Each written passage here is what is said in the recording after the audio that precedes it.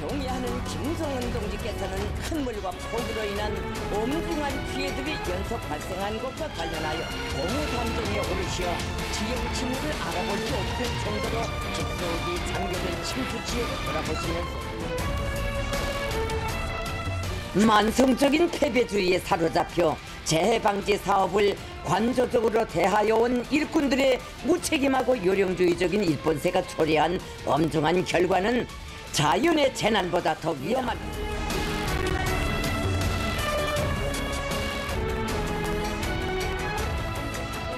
용납할 수 없는 인명피해까지 발생시킨 대상들에 대하여서는 엄격히 처벌할 것을 제기하셨습니다.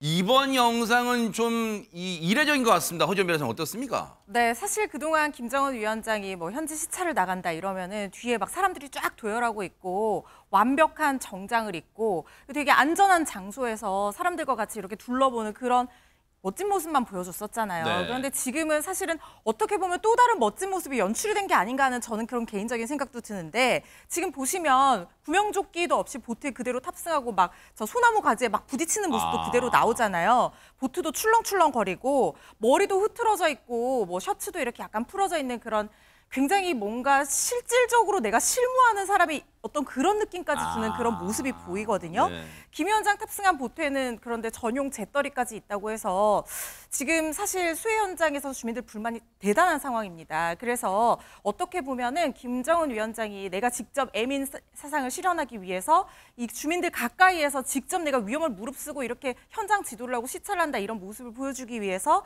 이렇게 또 평소와는 다른 어떤 이미지로 연출한 영상이 아닐까 하는 생각이 드는데요. 그 이전에도 지금 이게 하루만 보여진 게 아니라 저희가 저번에도 전해드렸었는데 사흘 내내 지금 국경 지역에서 저렇게 시찰을 하고 있다라고 합니다. 네.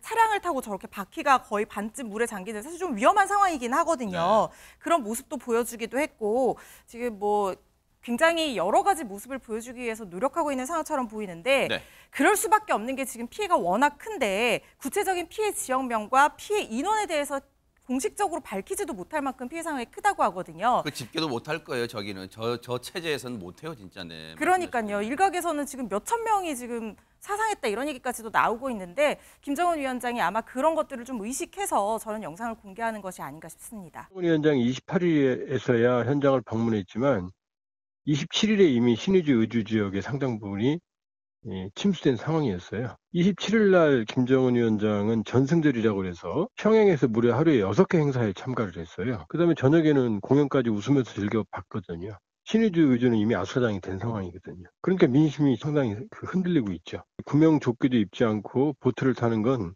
지도자의 경호 의전상 절대 있어서는 안 되는 일이에요. 성난 민심을 달래기 위해서 근데 일부러 위험한 모습을 연출하는 거죠.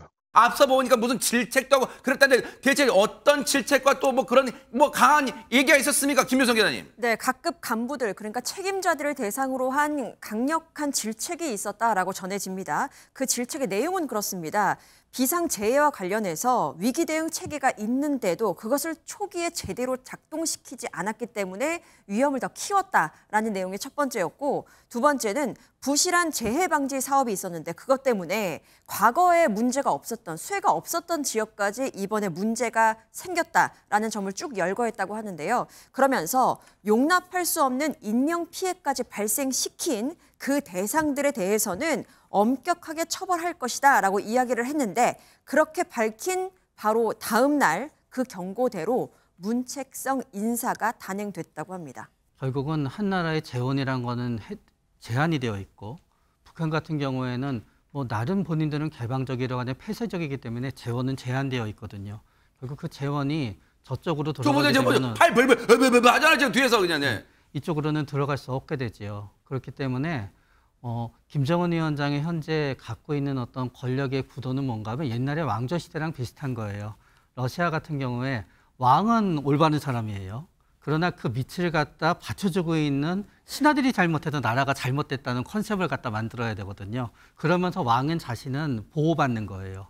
그러기 위해서는 더 강하게 신하들을 갖다 이렇게 해야 되는 거고 네. 본인의 저런 모습만 나오는 거지 그 밑에 경찰이라든가 일선에 있는 사람들이 애쓰는 모습은 별로 안 나와요.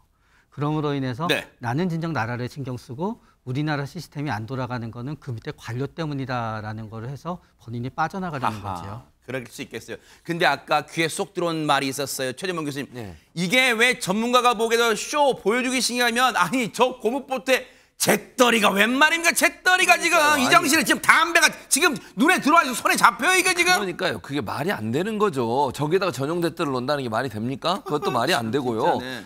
더 황당한 거 뭔지 아세요? 고무보트예요, 고무보트. 아하. 고무보트에서 담배를 펴요? 그러네요. 만약 이거 구멍에 나면 어떡할 거예요? 담배 불똥 튀어가지고 그죠?